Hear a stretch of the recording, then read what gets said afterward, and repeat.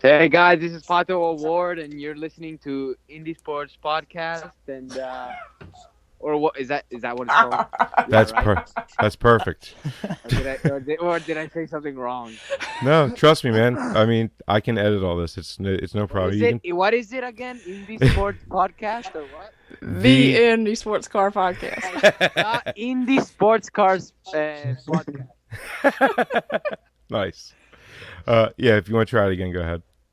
Hi guys, I'm Pato Award, and you're listening to the Indie Sports Car Podcast.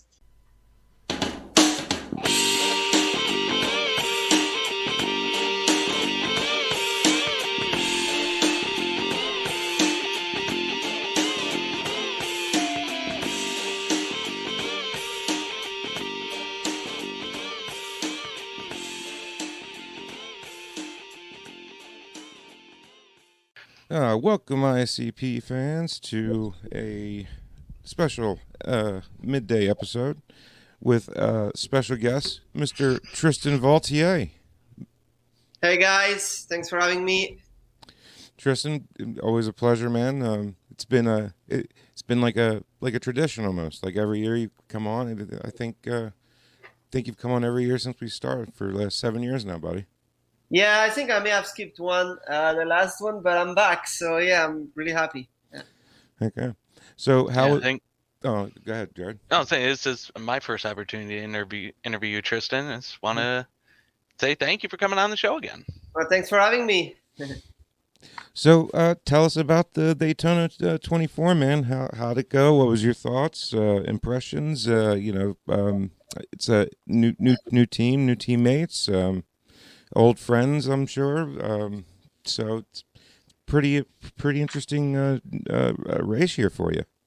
Yeah, I mean, the outcome was heartbreaking, but overall it was really good. I think last year we've had shining moments performance-wise. We've had some tough races as well where we were just not competitive.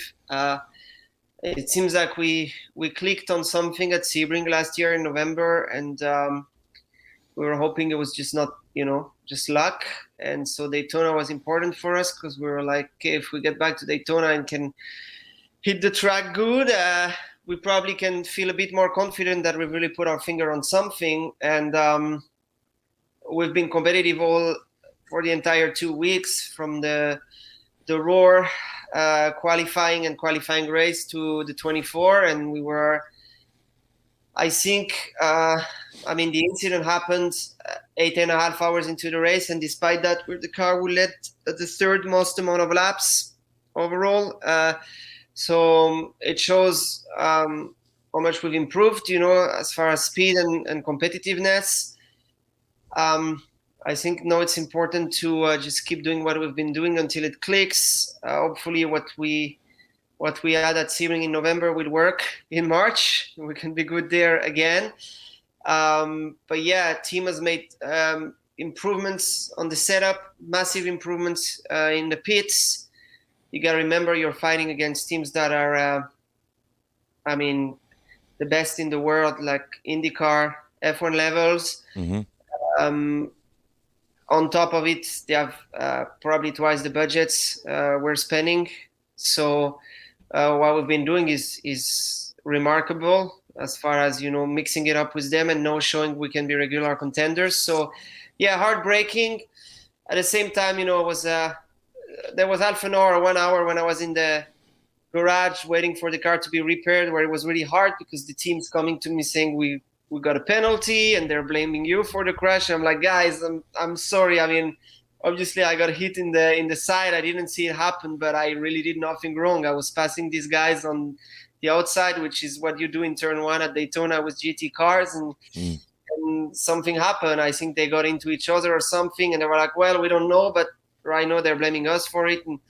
And finally, I guess one of the two GT drivers came on TV and was interviewed and explained that he got hit in the back and sent it to me. So, and then obviously as time went by, there was more replays of what happened, and I mean, it doesn't make it better because in the end we still, lost an hour and a half and the race was over. But it's at least it's a bit relieving that it got clear that, it was kind of out of our control and caused by some other people. So it is what it is. It's important in those moments to keep a lot of serenity and just keep on doing what we're doing until it clicks. We got unlucky as well in Sebring when Seb got hit by a GT.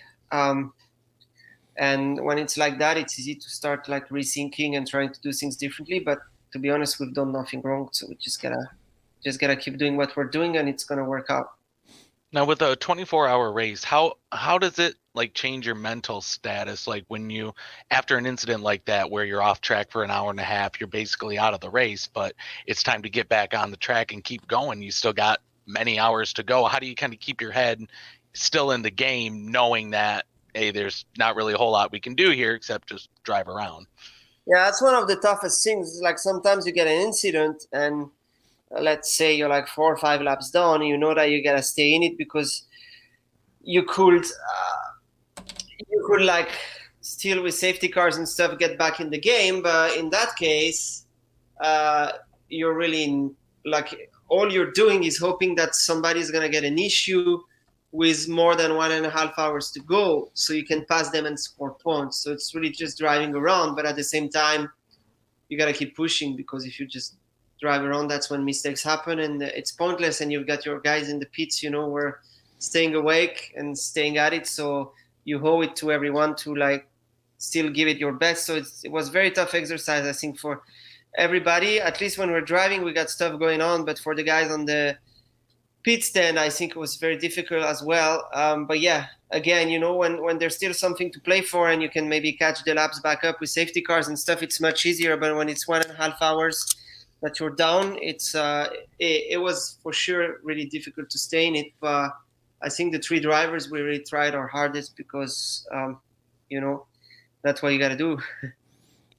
Yeah, I mean, like the pit crew. I mean, kudos to them because they really don't get much of a break. I mean, what was the average stint you guys were averaging? Was it 35 to 45 minutes? Yeah, exactly. It's like 35 minutes, so it's really not much. So yeah, it's not like they can take naps, No.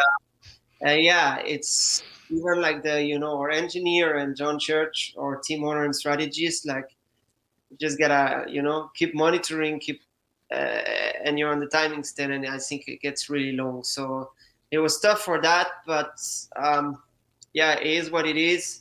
We could see like all the way throughout the race we were still competitive even after that incident and stuff as far as our lap times and our pace. So it was even more frustrating, but yeah, we got another 9 races to go. Well, I do want to say congratulations on winning the pole for the pole to get the pole. That was that was a positive. Well, we didn't get pole, we got front row, but second was still really good. I was saying for the race for the pole, you guys ended up the race for the pole. Yeah. Yeah. It's a bit weird to say, isn't it? I mean, overall, we spent a lot of time leading and a lot of time at the front, and that was kind of the side of Sebring last year. That was kind of news to people, right? So that was big for us, and that's what we remember. The guys have a lot to be proud of. Just a lot of improvements in the pits as far as also the way the team works and stuff. So again, we're fighting against teams who've been in this series for so long, who've competed at such high series and such high levels that it's tough. And with we got smaller resources, and what the team's doing is very remarkable. So how are you and Sebastian Bourdais and forgive me if I forget the third. Who's the third driver on your team? Yeah. Like how are you guys gelling together as a team? I mean, the 3 of us are French, so that helps always. We're always saying if we speak a lot of French, it means the car is really bad. If we speak English in the trailer, it means, or in the engineering office, it means the car is good. But no, we get along really well. We have a good chemistry. I think obviously Seb and Loic are very experienced, both in endurance racing and other categories. I'm younger, but I'm starting to have a lot of experience in endurance as well. So I think we understand what it takes to make the team work for three people, not just one, Right. and how important it is for what we do. And as far as this goes, it works really well. I wouldn't say there are any big egos in the team, which is very important for endurance racing. And no, I mean, it's good, to be honest. I've rarely had such a good relationship with my teammates, so it's cool. And Loic and I are about the same size, so we share the same seats, which is good for driver changes. That's just, We don't yeah, have much that to makes it do, easy. so it's always good. Yeah. So I mean, and so do your two teammates, look at you as like basically the leader of the team, being the GT World Champion, driver there, big trophy with the globe on it, GT World Champion. Just Yeah, we try to make it so there's no leader in the team, I'm so kidding. the three of us are leaders, because I'm that's joking with you. exactly what I was trying to get. Yeah, like we're trying to make sure the three of us are happy, and I think that's what makes it work well. So yeah. It was just my way to brag that you are the GT World Champion, winner. Thank you. Love that trophy, by the way. Love that trophy. Thank you. Like, Yeah, it is nice. It is nice. it's like take that, flat earthers. Look at my trophy. Yeah. Yeah, for sure. Well, one thing I'm kind of interested in, because you've been with JDC Miller kind of before they were JDC Miller, back in Mustang Sampling, Spear, Daytona. You've been with the Cadillac DPI now for about 4 years now. How's that car, the evolution of the car and the DPI, kind of grown into you, and you grown into it? I mean, the class has evolved a lot in terms of it's much tighter now. I'd say in 18, it was more hit or miss. One weekend, one car will kind of dominate. The other weekend, another one, etc., etc. And now it's more like every weekend. I mean, I think the BOP is really close. All the teams have understood the way the car works, and everybody is maximizing everything even more. So it's getting much tighter. I mean, you look at the qualifying at the Roar. I think the 7 cars were within half a second. So it's just gotten, I don't know if it's gotten harder to win. It's just gotten more competitive in terms of just everybody's just very much closer to each other. I think the overall level of drivers has gotten even stronger. The lineups are even tougher, Mm-hmm. Um, on my side, as far as the way the cars evolved, few changes, aero configuration, mostly linked to the balance of performance, but not many changes except that, year after year, you kind of know it better and better as far as setup. You start knowing which changes you like and you don't like on the car, and stuff like that. And there's really little fine tuning, that gets better with time. But I mean, it's still a very similar car to what I drove in 18. I mean, we have Michelin tires now, which have a bit more performance, Mm-hmm. Mm-hmm. but that's the main difference. Yeah, I was going to ask you about it because I remember talking to Michael Shank back when he had the Leger, and he was saying how much faster it could be if they had Michelins on, and this was back when Watkins Glen was a monsoon, I think, like 6 years ago. So when I asked him that, so I wanted to ask you about the Michelin tires. So you've noticed a substantial difference in the performance of the car with the I mean, Michelins? if you look at the lap times, we've gained between 1 and 2 seconds per track. Wow. So they are quicker. I think if you look at the overall racing world, Michelin is probably the leader in terms of, the racing tire manufacturers and reputation and quality. So it's been really good for that. I think it would be interesting to see the series implement something to where there could be an incentive to double stint tires, because it could bring in some strategy, make it interesting in that way. Could save some money to the teams as well. So just like they do at Le Mans and in WEC, I think it could be interesting.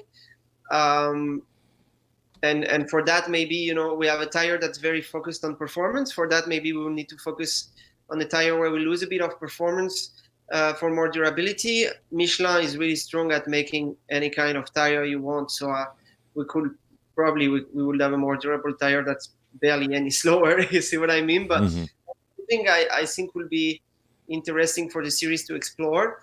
But yeah, as far as the improvement on the tires, I think straight away we've seen when we switched to Michelin that they're really high quality and we gain some performance. Now, is the BOP and IMSA getting better and closer? Yeah, I think, obviously as time goes by, they're really starting to get a handle on each car and really figure out what they're capable of. I also think,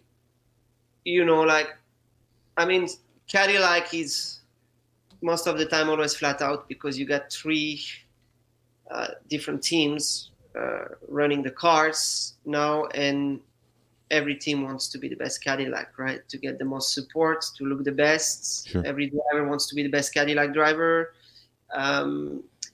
So I think on our side, it's not harder to manage, is you cannot really manage because everybody is 100% the whole time. I think now with the Acura between being split in between two teams, it's going to be harder because there's going to be competitiveness between the two teams. So it might be harder to, hide the game and manage that. And, you only have the Mazda, which is on its own. But I think now it's starting to be long enough to where IMSA has a good handle on okay, probably every car has been able to has shown its potential at some stage over the last 2 years, to where IMSA has a good feel for where everybody is at.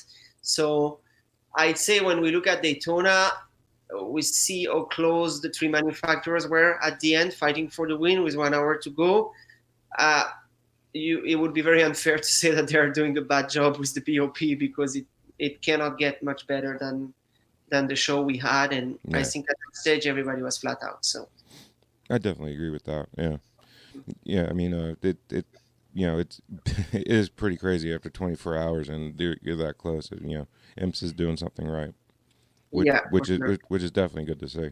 And I mean, and you've dealt with the FIA and you've dealt with IMSA and the BOP and all that. And does the FIA and IMSA approach the BOP differently that you've noticed, or are they about the same on how they approach it?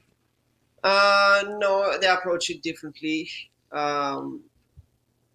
Just the way they deal with it. I mean, in the SRO series, the series actually just grabs one car of each manufacturers and tests it themselves to get a good feel for it. I think probably 1 or 2 years ago, I'd say they were closer than IMSA on the BOP. Speaking mainly about the GT class because we got to compare X to X. But I'd say IMSA has caught up and know they're doing as good a job, if not better. Maybe the process of IMSA took a bit more time, but I think now it's really refined. And but yeah, it's you notice some differences, but overall, I think both are quite working. All right. Are you going to be at Le Mans this year with this team? Or different? I'm trying. We won't be there with this team, but I'm still trying. I've been a reserve driver in 2018. I did the test day, so I've got some laps around the track. Just very hard to get your first shots, straight away in a professional ride.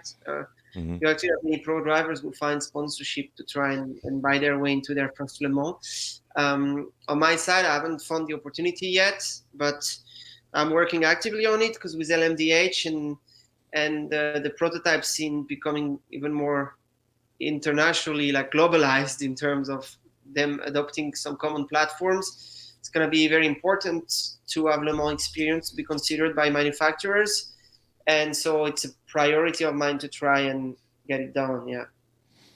I'm just curious. Have you talked to Sebastian Bourdais about running Le Mans at all? Because I feel like if there was anybody that could introduce you or help you out in that process, it would be someone like Sebastian who knows everybody. I mean, he was born there. Yeah, Sebastian has a lot of connections, and Sebastian has been one of the. I mean, I wouldn't say one of the. As he's been probably the one driver that's from far tried to help me the most. Like in my career, is just a good person, and if he thinks somebody deserves a shot, he he's gonna say it. He's not gonna be calculated about it or mind his words because it could like hurt him or it could upset some people's feelings. He's just gonna say what he thinks, and I think that's one of his great qualities because he's who he is, and if people like it, they like it. If they don't, they don't. But he's real, and I'm sure he would want to help me as much as he can, but it's just not easy because most teams, most LMP2 teams right now in FIA WEC don't have manufacturer support or sponsor, and they need money, and it's very hard to get in it without it. So sometimes you get in because you're paired with an amateur driver who chooses you as his pro and brings you with him. But right now I don't have this opportunity for Le Mans at least. So if Seb can help me, I know he will keep his ears open and try to. But right now it's even knowing the entire paddock, it's not that easy. Yeah, for real.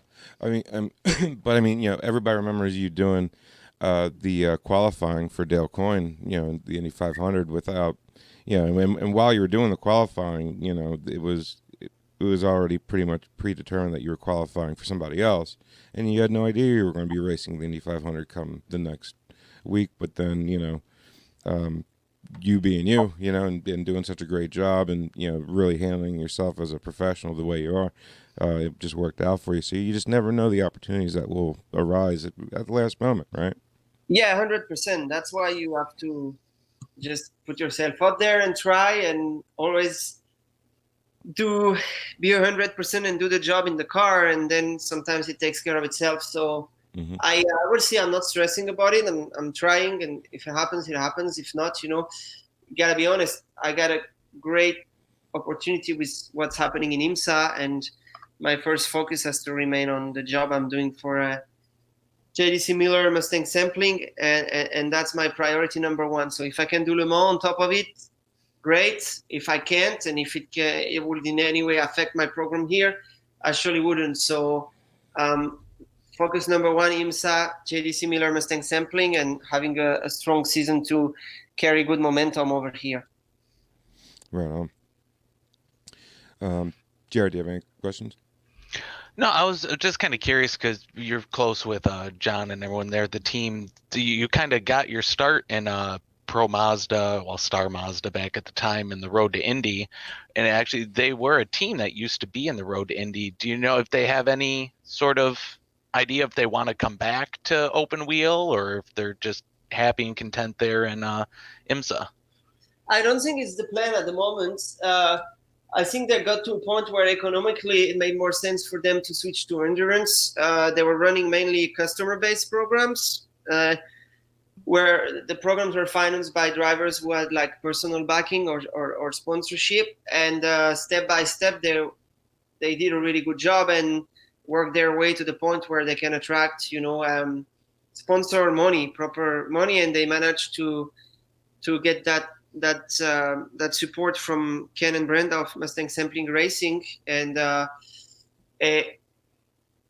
it's working for them at the moment. I think they're putting a lot of effort into endurance racing because everyone knows it's a very good place to be with LMDH coming, and you hope to be one of the teams that's going to be one of the few standouts when manufacturers really decide to jump in and pick a few teams which they're going to really try to support. So I think that's their main focus. I know they've been thinking sometimes about, hey, should we run an Indy 500 effort or something like that? But right now, I know they're 100% on DPI and hoping for good things comes 2023. And it worked for them. So I think also, to be honest, it's getting so competitive that, unless you have huge resources, huge backing, huge amount of people under you, like if you start like losing focus on the main thing, it's just very hard to be competitive when you see the level of the teams in IMSA. If you start diverting your attention too much, you may lose a big opportunity, because, as I said, it seems like there's a lot of good things coming with LMDH. So Mhm. it's important to really be focused on that. Yeah. Yeah, I mean, like they're really aiming for IMSA and WEC to be able to, you know, kind of go back and forth, you know, again, like having, you know, WC coming over for Daytona and Sebring and all that. So it just you know, it just seems like IMSA is going in the right direction, you know, and you know, starting to grow in popularity, and it's really good that, you know, you are where you are at the top class and everything. So, you know, it's a, you know, you're in a really great spot, man, and really happy for you. Thank you. Yeah, I agree. Got to make the most of it. You know, and like I said, man, always be positive, right? Because you never know. Yeah, I mean, you're still racing, so I mean, you got a pretty relatively long career. It spanned almost 15 years now between the junior formulas over in France, the Renaults, and moving up into Road Indy and over to IMSA. So yeah, it's awesome to see that you're still around. I Yeah. yeah, and don't forget, you know, IndyCar Rookie of the Year. Just want to throw that out That there. is true. It's hard to forget about the IndyCar Rookie of the Year. Yeah, no, it's good. It's good to be keeping going, one race at a time, 1 year at a time, and hopefully I keep going long, and we gotta Well, try to get a few more trophies. how Yeah. much do you miss the Baltimore GP, Tristan? Yeah, well, actually, it was my favorite track. Oh, was it? Okay, I'm sorry. Yeah. It was mine too, because, like, I mean, you know, air conditioned paddock. I mean, need I say more? Yeah, you're right. Toronto's. Yeah, uh, that was cool, but I don't know. It was one of the few street courses where first off the lap was fairly long, so you had a lot of different track sections and corners, and it was one of the few street courses where you had proper high speed corners, and that I really liked. So all that back section, like Mm-hmm. right coming to the start finish straight, um, it's quite rare to have a street course where you always need a lot of commitment on street courses, but with corners this fast, it made it even better. So it was I mean, I didn't have a lot of luck there in IndyCar, but I had a lot of luck in Indy Lights, and I mean luck. Let's say things worked well, because that's pretty much where I won the Star Mazda title, because it led me into the last race with a huge lead, Mm-hmm. and in Indy Lights it's where I won and set myself up to be able to manage the championship on the last race of the season in Fontana Auto Club Speedway. So I keep very good memories of that place, and it's a track I really enjoyed driving. So. Wherever you go, you wind up winning championships, man. That's all. You know, you know, you know, I mean, obviously, I wish you were still in IndyCar, and you know, we did get a good amount of questions. We got about 20 questions from the fans, and Wow.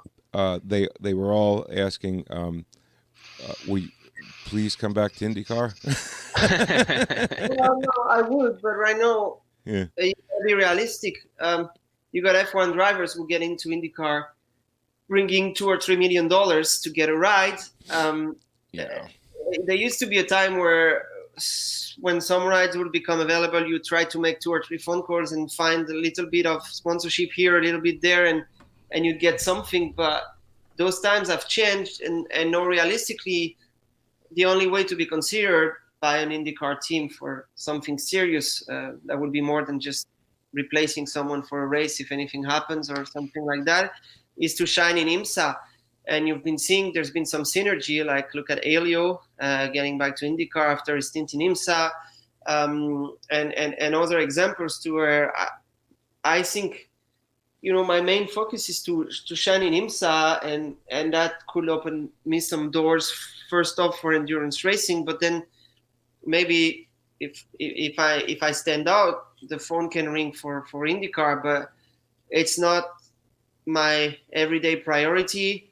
It's not my everyday focus. My everyday focus is on what am I gonna do today that's gonna make me better to stand out this year, and then when you stand out in whatever you race, the opportunities take care of themselves. So that's the way I'm approaching it, and I'm not stressing over where I want to go. I'm stressing over the race that's ahead of me and how am I going to win it. Definitely. No, I just wanted to. Sorry, 2 phones. I don't know why. Anyway, yeah, work phone. Sorry about that. Unprofessional, Frank here.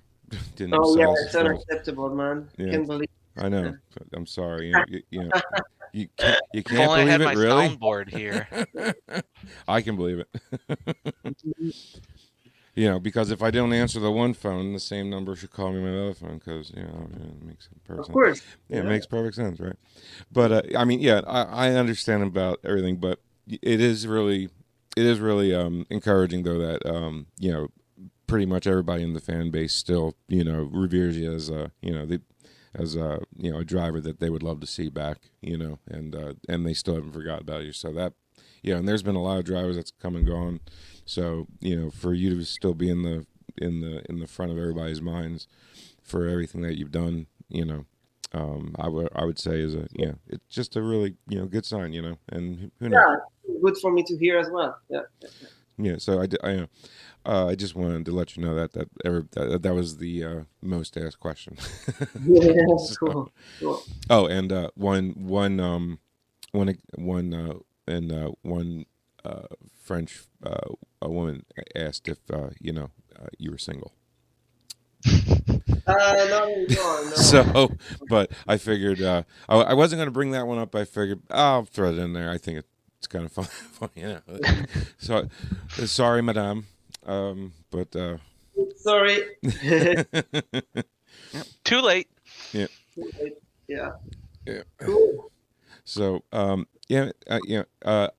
know you're on a tight schedule, and we always appreciate you coming on here, man. And hopefully, we'll have you on towards the end of the season and talk about pretty much everything that's going to happen this season, and nothing but good luck to you. Good luck at Sebring.